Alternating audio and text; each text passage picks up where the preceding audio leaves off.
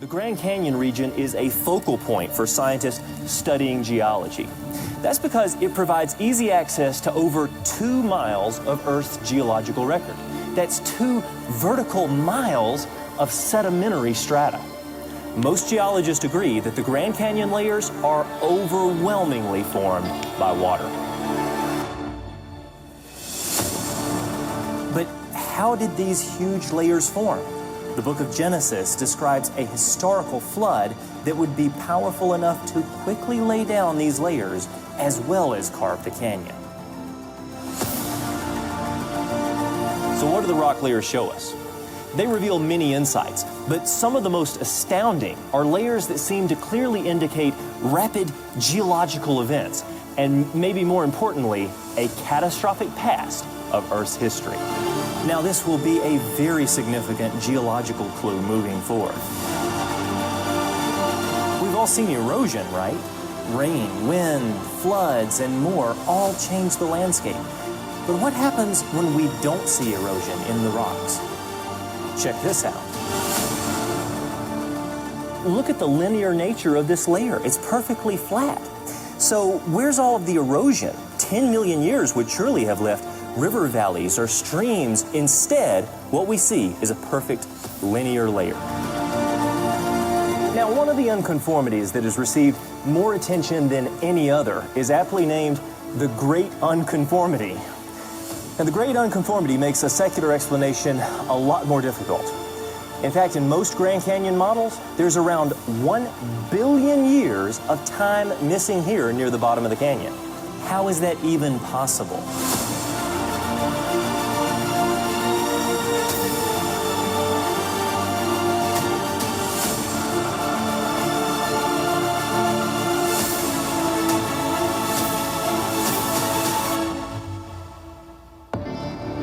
So we're really excited about this.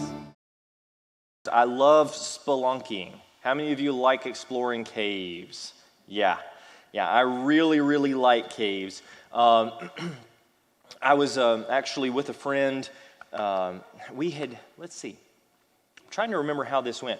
You know, over there in Cherokee, there's Cataloochee, the little ski hill, ski mountain just down the road from here. Well, I had gone skiing with a friend out there, and this friend, he's a little bit wild, okay? I mean, you're saying, yeah, David, we just saw you with the grizzly bear, we just saw you with the cheetah. He's a little bit wild. No, I'm telling you, he's a little bit extreme.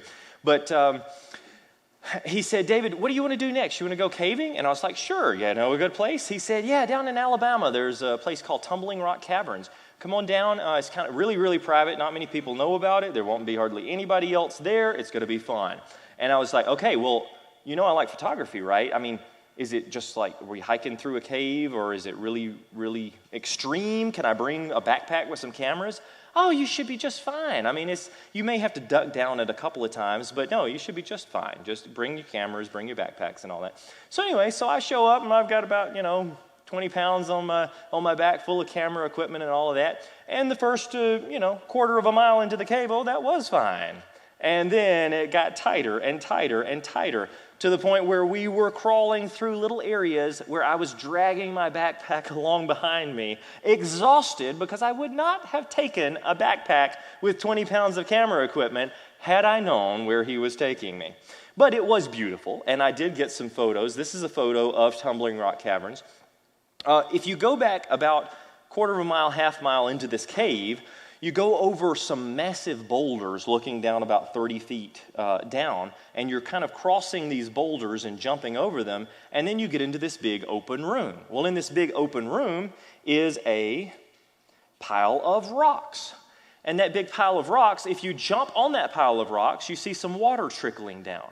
Well, you wedge yourself up into this hole, pull yourself up, and then you find that it opens up into another room, which, if you go back another 30 feet, opens up into a 400-foot tall waterfall in the cave. And it is amazing. And it's hard to do it justice with a photograph because there's not enough light to capture it. It just keeps going and going and going and going. 400 feet inside of a cave. But caves, have to form in special conditions, usually with hydrothermal solutions. And usually it has to be something that was precipitated by the flood, something that had a lot of erosional power but had a lot of the right solutions to eat the cave away very quickly. When we think about caves, many people think about, cavemen, right? And in France and in Spain, you do see a lot of caves with these intricate drawings of horses and rhinos and oxen and all sorts of things, and it's very well done. But then you go to the secular sources, and the secular sources say, David, this is where cavemen, prehistoric men, knuckle draggers, basically, they were living at the time, and they drew these pictures. Well, I don't know about you, but I'm not that good of an artist, and I don't think that this was some prehistoric caveman that drew these pictures. In fact, when we realize that after the flood, all of the conditions were present for an ice age. You had tons of volcanic aerosols spewing up into the atmosphere, blanketing the atmosphere, keeping the sun out. For the next few hundred years after the flood, you had cold conditions and an ice age on the polar regions, which then started to spread down towards the central latitudes. Well, it reached pretty far down in some cases. Now, these people had just gotten off of the ark. They were just trying to repopulate the earth. So they're extremely brilliant, but they're dealing with limited technology. So what are they doing? They're taking to caves for warmth when it's getting colder. They are drawing pictures of some of the animals that they're hunting that allow them to stay alive in these post-flood ice age conditions. So actually, these intricate art drawings in these caves are excellent examples of an intelligent people living in caves because they haven't yet started to rebuild structures after the flood. They're not cavemen. And then we move to caves in Israel. I've had the opportunity to work in archaeological excavations with the Israeli Antiquities Authority. I've been to Israel about a dozen times working with the IAA on archaeological projects in the Holy Land, usually in Jerusalem, but occasionally in other places. And underneath Mount Moriah, there is a cave. It's called King Solomon's Quarries. But this one, unlike the others that I've shown you, this one is not entirely natural. All right, do you remember the passage in the Bible that says that when they were building the temple, you couldn't hear the sound of the workman's hammer, the workman's tools? Why was that? Well, it was because they were quarrying the stones underneath the Temple Mount, and then they would pull those big stone blocks out of the cave and set them up on the temple. So this part right here is mostly natural rock, but all of this back in here has been quarried out. And I've spent months in these cave systems doing research, doing archaeological projects and digs. This is me standing in the middle of one of the rooms, underground Jerusalem, and all of this has been quarried. Look how flat it is. And this is flat. These are natural formations over here, but this is where they quarried giant stones to build the temple. And coincidentally, this area, because it's King Solomon's Quarries, it has a lot of tradition attached to it. And this particular room is called Freemasons' Hall. And the Masons, this is real national treasure type stuff, actually gather in here once a year to do their things, whatever that is. So you go back about a quarter of a mile back into the cave. You start to see some little waterfalls and things. You go back a little bit farther, and then you see this hole in the ground. And this little hole in the ground, I don't know if you see this right here, this X right here. That's a skull and crossbones right there. And then there's another sign that says, "Keep out." And so then once you enter that hole, it opens into an entirely different cave system that even the Israeli archaeologists, they were not familiar with it. They had no idea what was down there. They knew there were caves down there, but they had no idea. And so it opens up into another secondary cave system, not as massive as the first, but still quite exciting. And in one part of this cave system, you come across a very odd formation. A stone archway. And this stone archway has hinge sockets on both sides where there was a very large double gate here at some time in the distant past. Now we're right around the northern walls of Jerusalem headed north. Well, according to Jewish tradition, there were temple treasures that were stashed in that direction before the Babylonian siege. I mean, we're talking about real Indiana Jones type stuff now. But of course, it wasn't provable. And yet, we're finding passageways that head toward the north, giant stone arched passageways that had a big double gate. Well, when I saw it for the first time, it did not have a big double gate. When we showed the Israeli Antiquities Authority, it did not have that double gate, but it was sealed off with boulders. So, we started to excavate. We started to remove those large boulders. We took jackhammers down there. We're removing all that debris, and as we open it up, as soon as we get those large boulders out of the way, a bunch of smaller boulders come crashing down on us because the entire room back through here is filled with debris and boulders. But it has exciting potential for the future, and I can't wait to do more research on it. Who knows what you're going to find? And then you go a little bit further through this cave system, and you find another very peculiar thing. Underground Jerusalem, defensive-style walls. Thick, defensive walls underneath Jerusalem. What is it defending? If you were to actually look at these windows, they are tapered. What does tapered windows mean? These are the big city walls, the Ottoman walls of Jerusalem. They're tapered. You see that? You know why that is? Anybody guess? Yes. Shoot bow and arrows out of. Okay, so if you're standing on this side, you have a full view of everything, and you can shoot bows and arrows at any direction you want to, but you'd have to be a pretty good archer on the outside of the city to get through that narrow slot, right? To kill the archer on the inside. So yes, defensive style tapered arrow ports. And then we dug down to the foundation of this wall in this massive cave system and started to find artifacts. One of those artifacts, well, you can see pieces of pottery shards and all of that, some coins, but one of the most impressive, look at this. It's a piece of pottery. I don't know if you can see it. The thumbprint of the person who made that pottery is still preserved. You know, we talked about thumbprints last night, didn't we? Every thumbprint is unique. Well, that unique individual who formed that pottery thousands of years ago, it's still there. I think that's pretty special. We found rings, we found coins, all at this wall. What was the wall defending? Well, if Jewish tradition is correct, and if there were temple treasures or some sort of valuables whisked away during the time of the Babylonian siege, could it have been defending that area? We don't know. That's speculation, but it's fun to think about.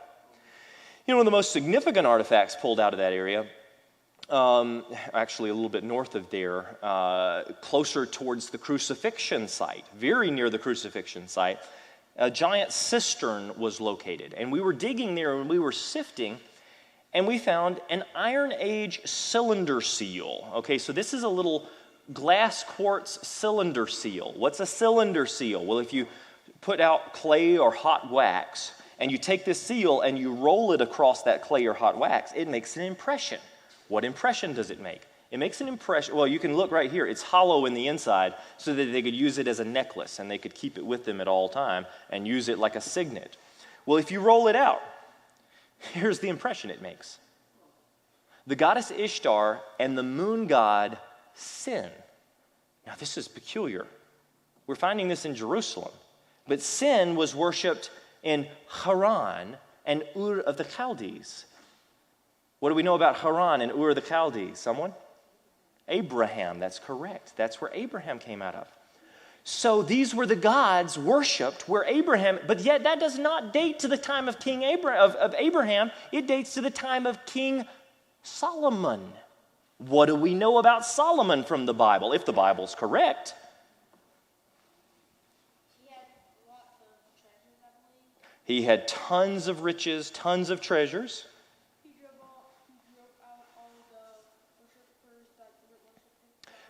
at one point, but then later in his life, he started worshiping pagan gods again.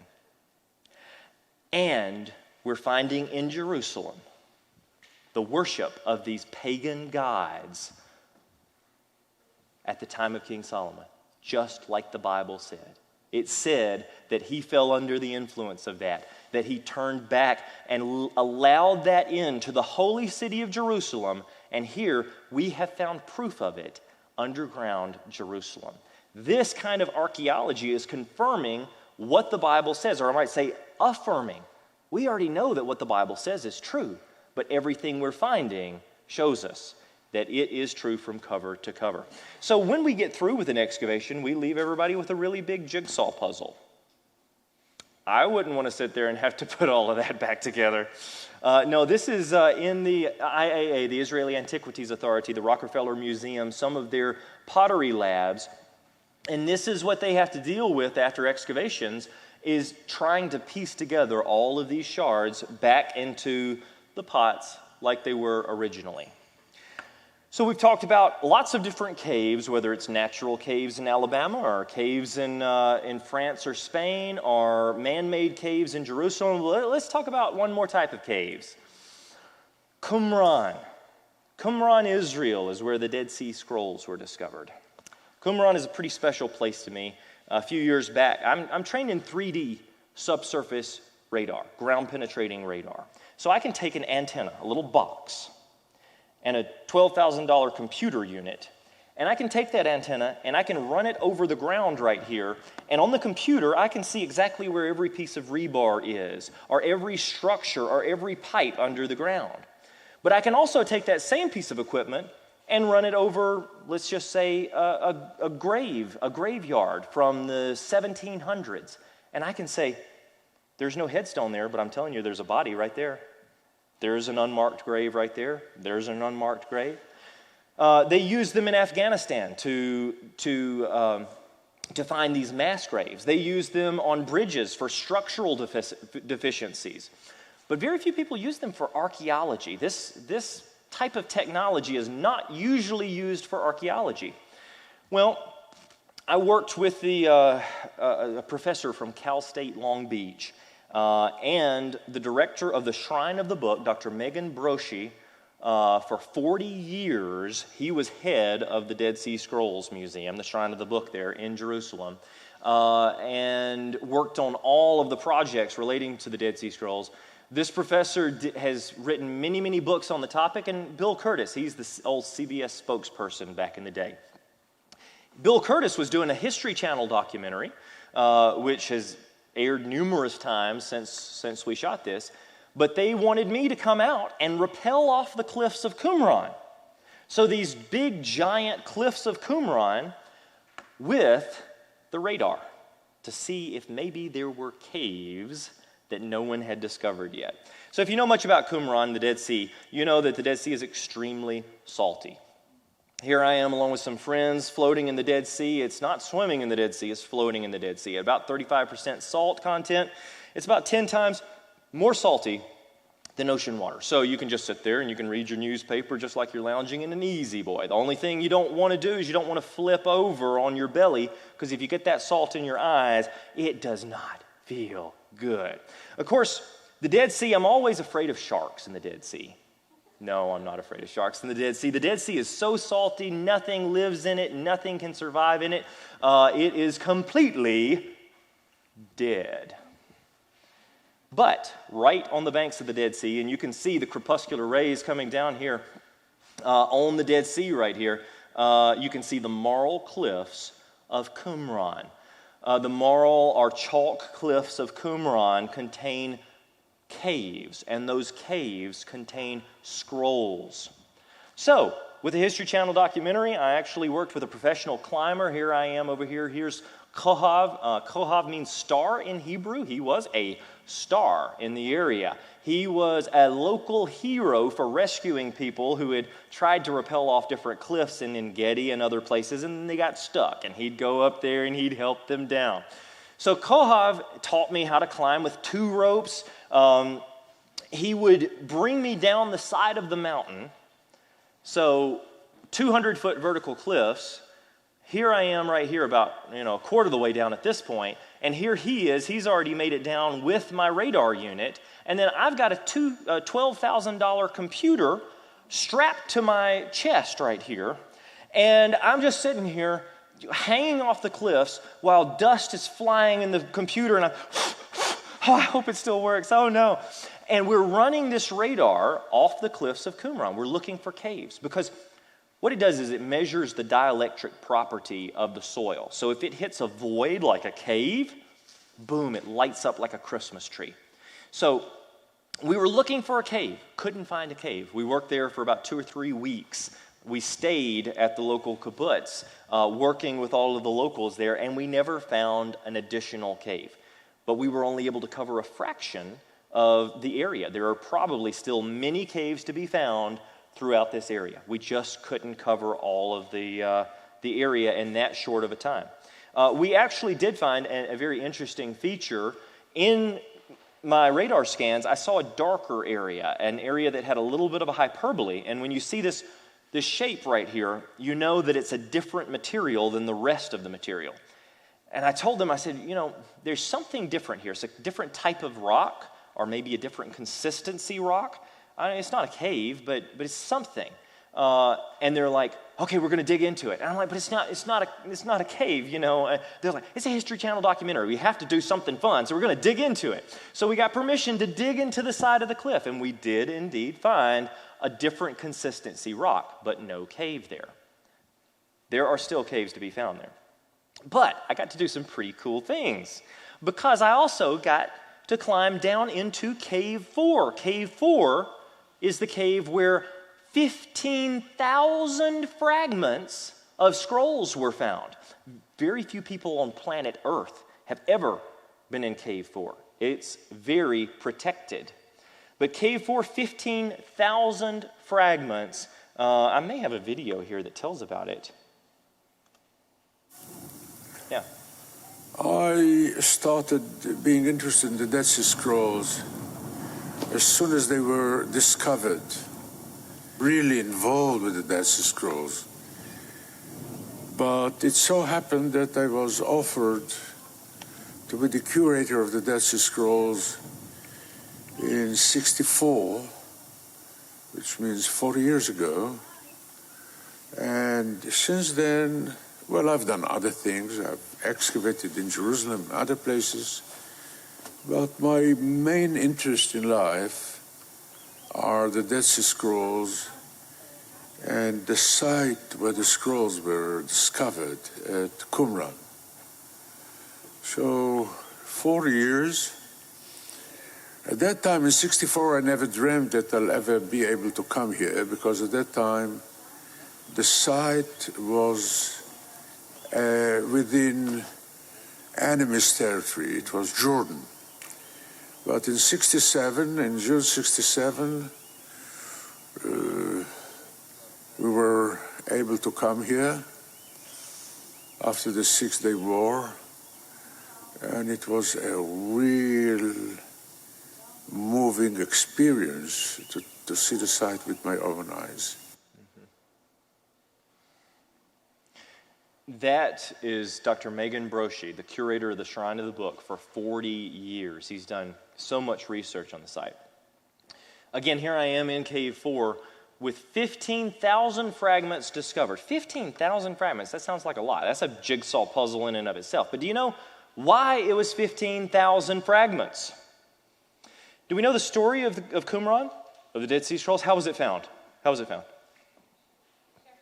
A shepherd boy, right. Shepherd boy lost a goat, and he's climbing up the cliffs, and he's like, did my goat go in here? Oh, here's a cave. Did my goat go in here? And then one cave, it was too small for him to fit in, and it was really dark, so he took a rock, and he threw the rock into the cave to see if he could hear the goat saying anything, and he heard pottery break.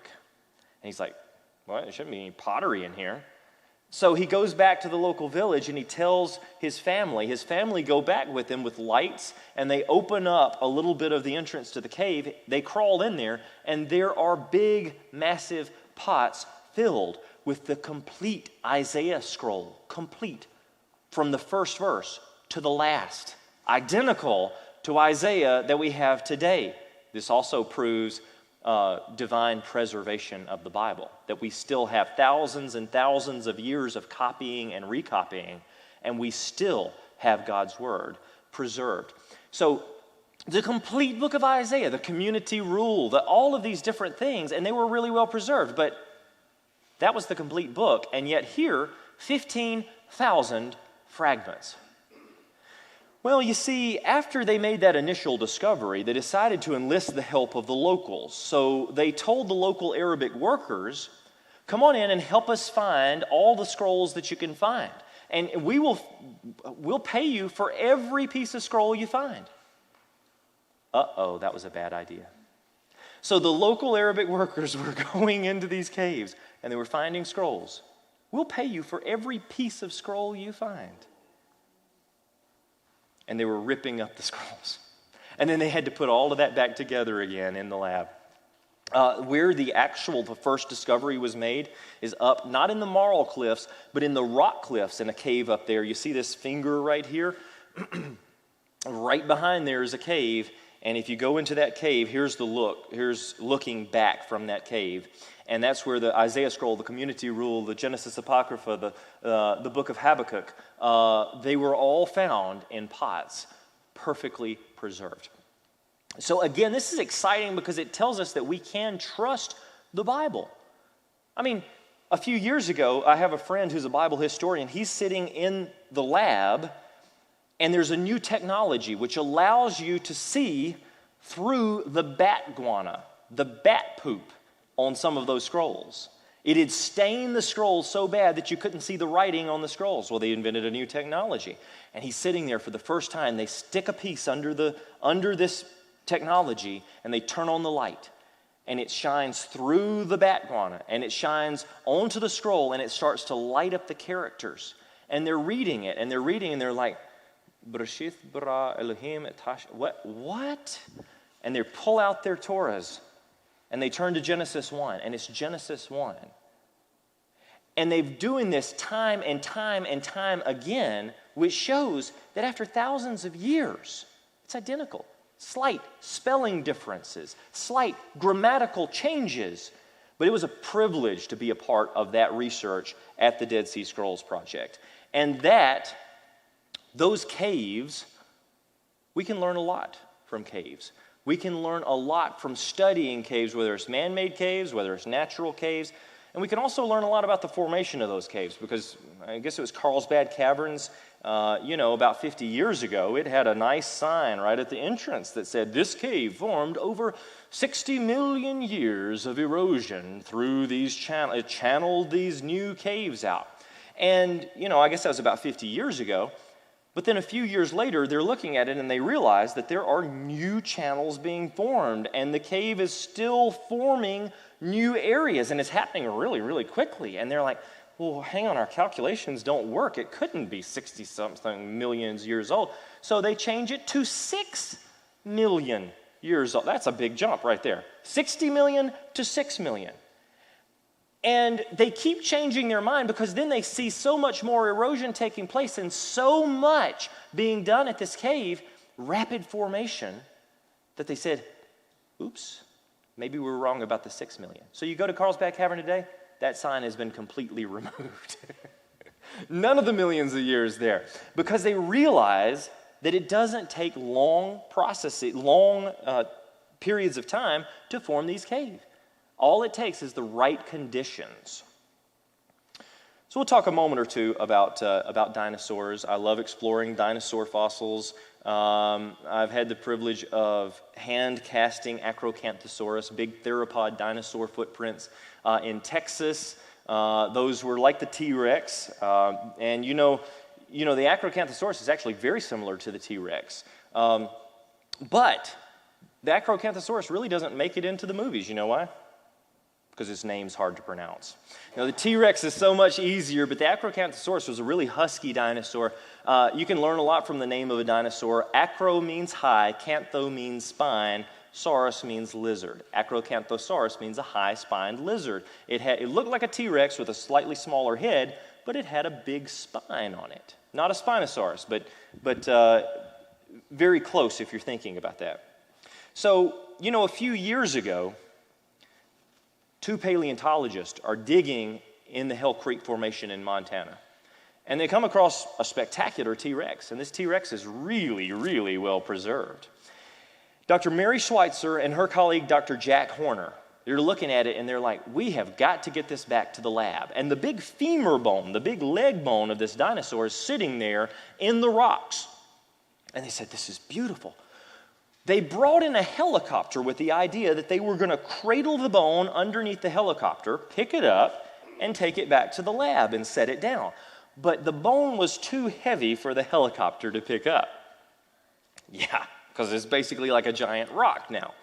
So they got a bright idea. How are we going to fix this? Here's what we'll do. We'll carefully cut the femur bone in half.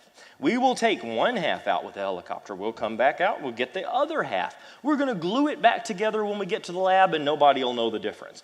Well, it sounded like it should work. And it did work.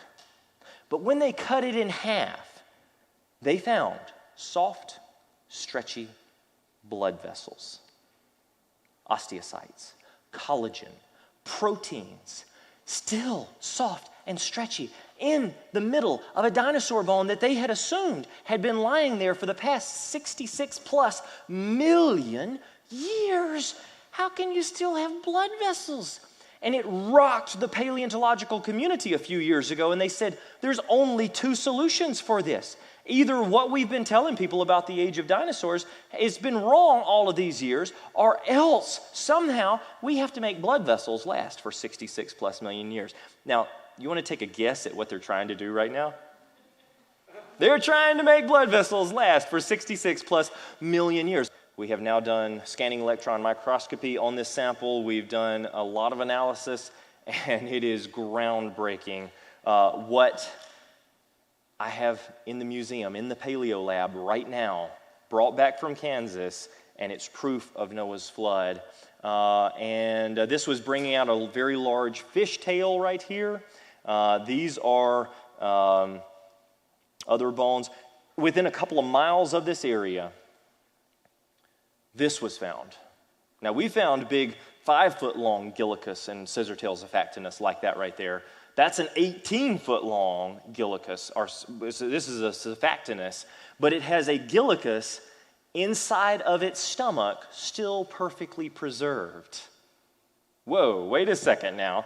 This big Aphactinus is swimming along. It swallows another fish, and before its digestive juices can actually start the decay process of the other fish that it swallowed, boom, it is buried underneath layers of sediment, preserved so well that they're both snap frozen in time.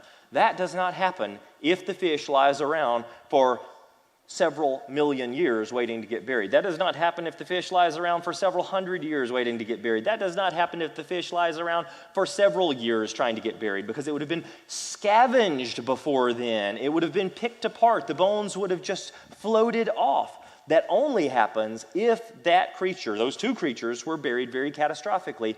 And yes, we have actually found portions of these guys in my digs. These are not the whole thing. I've never found the whole thing, but colleagues have found the whole thing. Look, it's a 45-foot-long mosasaur or tylosaur. The things you see in the Jurassic Park movies are very real. They're giant dragons of the sea, serpents of the sea, so fierce that none dare stir them up. Sounds like the description of Leviathan in the Bible, doesn't it? And it very well may be related to the family of Leviathan that we read about in the Bible. So I would encourage everybody to explore God's creation.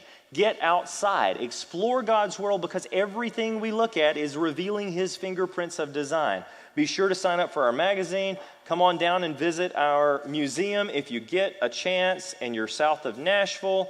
And I'm going to leave you with one analogy here. David and Goliath. All right, so in Israel, you can go, I've been to the brook Elah. Do we remember the brook Elah? The brook Elah is where David, the shepherd boy, here I am, David, I'm standing in this little brook in Israel, and I pick up 5 smooth stones, okay? And I'm thinking to myself, this is exactly where, or very, very close to where David picked up those 5 smooth stones to slay Goliath. You know what? I look up to this side and I see this big, big mountain or hill over here. And then I look over here and I see a smaller mountain or a smaller hill over here on this side. And then I go up to the top of this big hill and I realize that this is where the Israelites were. And I'm looking across to that smaller hill and I realize that this is where the Philistines were gathered. And I'm thinking to myself, but we had the high ground. We're looking down on the enemy. And yet, we were intimidated by Goliath. Well, today, we have the high ground. We have God's word that tells us that nothing happens by chance, that tells us how he created the universe. And yet, we're intimidated by the worldly Goliaths of evolution, of natural selection. Why don't we stand up? Why don't we be bold for truth? Why don't we stand up for what we believe and very reasonably make encounters with our coworkers, our skeptic friends, our family members, our classmates, and try to start little discussions with them, talking them through some of the truths of the Bible. Because if the Bible is true when it talks about creation, it's true when it talks about the gospel. Yes, Jesus Christ is real. And he wants us to be a part of his family for eternity. And you know, I know that I'm pretty much preaching to the choir right here, but if any of you have ever had questions about any of that, I encourage you, check it out. I encourage you, please ask for more information. Please go to the Lord and ask him for wisdom, because he will change your life for eternity. He wants to have a relationship with you, and he's made a way through Jesus Christ.